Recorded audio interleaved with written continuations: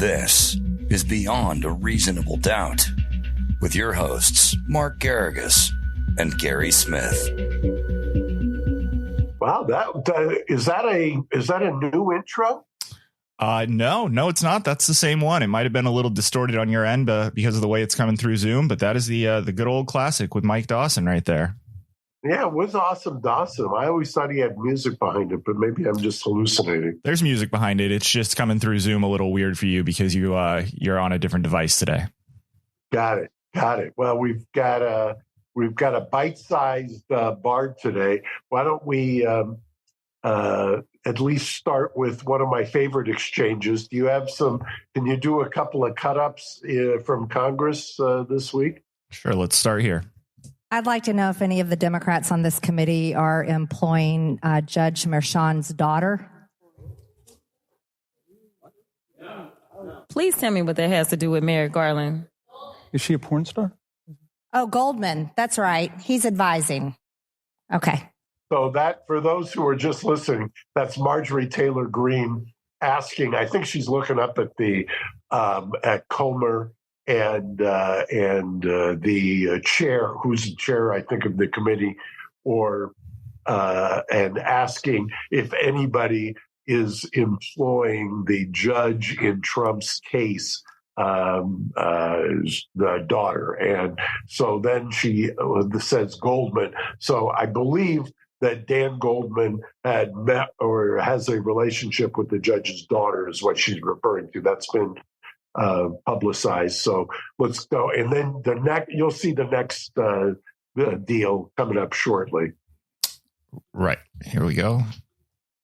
He's advising who? What?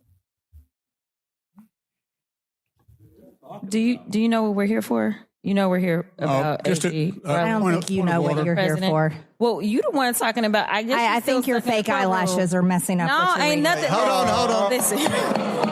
Order.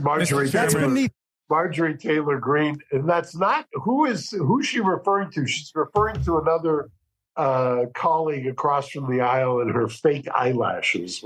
So we have now reached the point where, as you can imagine, it's only going to go. So Gary, play it again. Ain't nothing. Hold on. Listen. Order. Mr. Chairman, that's beneath even order of your committee. Order. I do have a point of order, and I would like to move to take down Ms. Greene's words. That's AOC coming in. That is absolutely unacceptable. How dare you attack the physical appearance of another person? Are your feelings hurt? Her words down. Oh, girl, baby girl. Oh, really? Don't even play, Baby girl? We are going to move, and we're going to take your words down. I second that motion. So who will have to pay? Okay. Ms. Greene agrees to strike her words. I believe she needs to apologize. No. Perry, okay, hold on. Then after Mr. Perry's going to be recognized, then Ms. Greene I'm not has 4 minutes and apologizing. 21 Well, seconds. then Okay, you're reserve not the right to striking your object. words. I am Mr. not Chair, apologizing. Now let's go. Come on, guys. Why don't you debate me? Mr. Chairman, the minority. It's pretty self-evident. You're not. Yeah, you're not. out of order. You don't have enough You're out of order. intelligence. Chair recognizes Mr. Perry. Okay, move to strike I'd like to strike those words as well. I would like the lady's well. words again. That's two requests to strike. Oh, they cannot take the words. There's another motion to strike her words again. Please All right. get Okay. your members under Here's control. the correct apology. Ms. Greene, do you agree to unanimous consent to strike your words? I repeat again for the second time. Yes, I'll strike my words, but I'm not apologizing. Without objection. Not apologizing. 21 seconds. Mr. Chair, point of order. Who's? It's me. Ms. Crockett. I'm just curious, just to better understand your ruling. If someone on this committee then starts talking about somebody's bleach blonde, bad built butch body, that would not be engaging in personalities, correct? What now? Chairman, I make a motion to strike those. Are you able to just play that one more time? That's our Congresswoman Crockett, and that's Comer asking, say, what did he say? Say what now? Correct. What now? Sorry, I didn't back it up far enough. Yeah. Let me try one more time here. Point of order. Who's? It's me. Ms. Crockett. I'm just curious, just to better understand your ruling. If someone on this committee then starts talking about somebody's bleach blonde, bad built butch body, that would not be engaging in personalities, correct? A what now? So, Gary, you know why this resonated with me? For many years, I described on cable news that the bleach blonde former federal prosecutors that would be commentators. And, I was excoriated at various times for that commentary. And now we have they've taken it they really went into the hater ho mode with the, what was it? Bleach, blonde, bad built, butch body. Now say that 5 times fast. I mean, you got to laud the alliteration, if nothing else. I mean, it's bravo. But it is wild that it has jumped from Fox News, commentary, which is, to a certain extent entertainment, into Congress itself. Yeah, I'll tell you, it's something else. So as they're arguing about that, this past week, Michael Cohen was on the stand. And, I didn't send it to you, but I was reminded, I ran into Don Lemon last night at a wedding, and it made me think, my free association, Don Lemon to Anderson Cooper. I saw Anderson Cooper lamenting. I believe he was in the courtroom talking about the cross-examination by the Trump's lawyer of the prosecution's arguably last witness. And I say arguably because you never know if the defense puts on a witness, the prosecution, even though they said they rested, could always come back with rebuttal. But Michael Cohen was arguably the prosecution's last witness. And the defense in the case walked through, by all accounts, and I looked at the transcript, I believe it was a transcript, and the people who were in the courtroom did a masterful job of basically creating what I like to call it, as others have called, betrays my age, a Perry Mason moment of the witness. Yeah, there's been a lot of coverage of his testimony, and the defense, did a good job of sort of pointing to the different times that he has lied, and then gone back and said, I was only lying, to cover my ass, and it didn't seem like he stood up necessarily as the best witness. Well, the interesting part about this is you've got somebody who's got the conviction and he's admitted to lying under oath.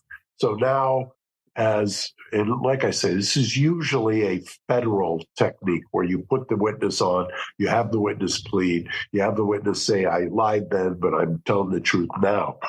The problem with that is, number one, generally in most jurisdictions, there is a variation on a witness willfully false. A witness willfully false instruction is, if you and the jury believes that a witness was willfully false in a material part of the testimony, you may disregard the entirety of the testimony, meaning strike it.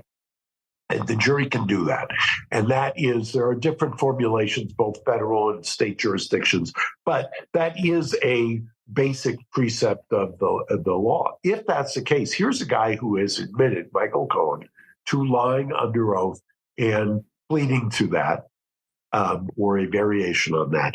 Now, testifying in his direct testimony that specifically these phone calls to Keith Schiller, who was then Trump's bodyguard, revolved around specific recollections he has regarding the so-called payments in the bookkeeping.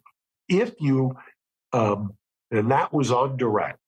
On cross, it looks like that was dismantled, and that in fact, it had to do with a 14-year-old who was doing some spoofing, and Cohen had engaged and tracked that down and was doing.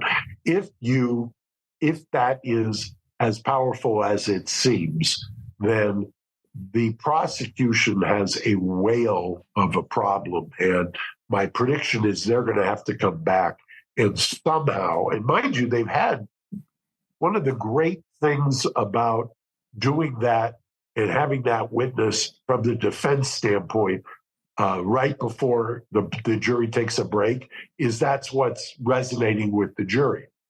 The downside to that from the defense standpoint is it gives the prosecution 2 or 3 days to try to reprogram the witness. And I use reprogram in the most euphemistic way, and to come back and try to get up off the ground. Because by all accounts of everybody in the courtroom and based on the snippets of the transcript, it appears that he was just dead wrong on this point, and that was a central aha moment in the direct. It's interesting. Which also, Go ahead. No, you have something you were. I find it interesting that you pointed out 2 or 3 days, because I was wondering, I wanted to get some predictions from you as far as how this case unfolds. It does seem like we're nearing the end. However, we also are coming into a week where we are only going to have, as you said, 2 or 3 days. There is not going to be court on Friday. There's not going to be court on Monday. So, how do you think this plays out, given that it's unlikely that they're going to want to hand this to the jury before a 4-day break and, have them come back on Tuesday, having had a long weekend, to potentially forget things or to, sort of check out and start deliberations without, the closing fresh in their mind?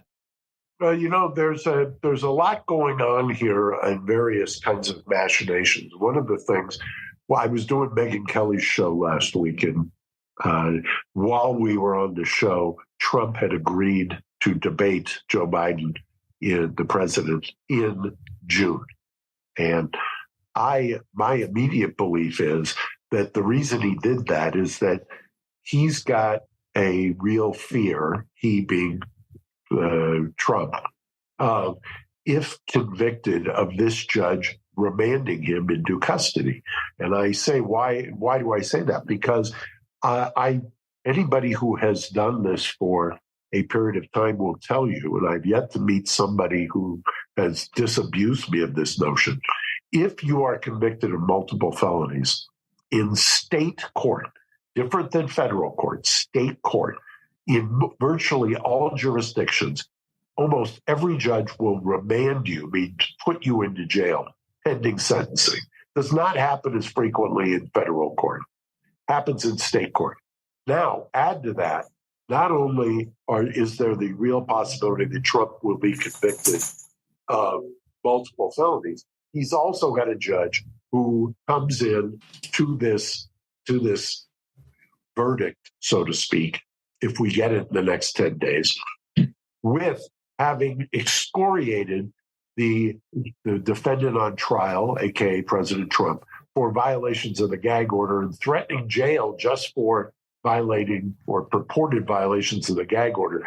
Mind you, for anybody who's listening, I'm not so sure that any of those things were the supposed violations of the gag order stand up on appeal. But that even argues more forcefully for this judge to put President Trump in jail.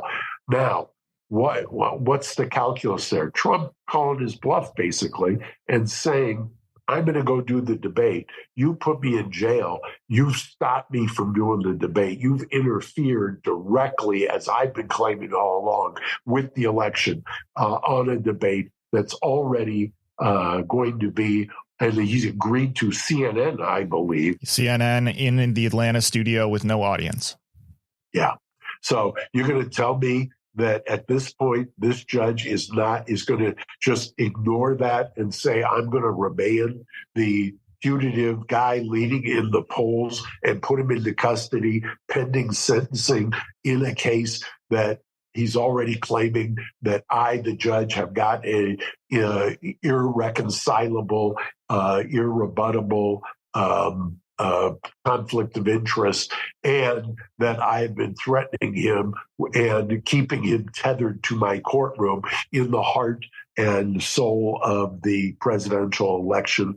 I think it's, maybe I attribute too much Machiavellian intent here, but that to me explains exactly why he agreed immediately to a debate out of nowhere in June on CNN. And I also noticed that this was agreed to by both of the candidates without the Presidential Debate Commission being involved. Do you think that particular wrinkle has to do with a fear that possibly there could be a third member of the debate? Yes.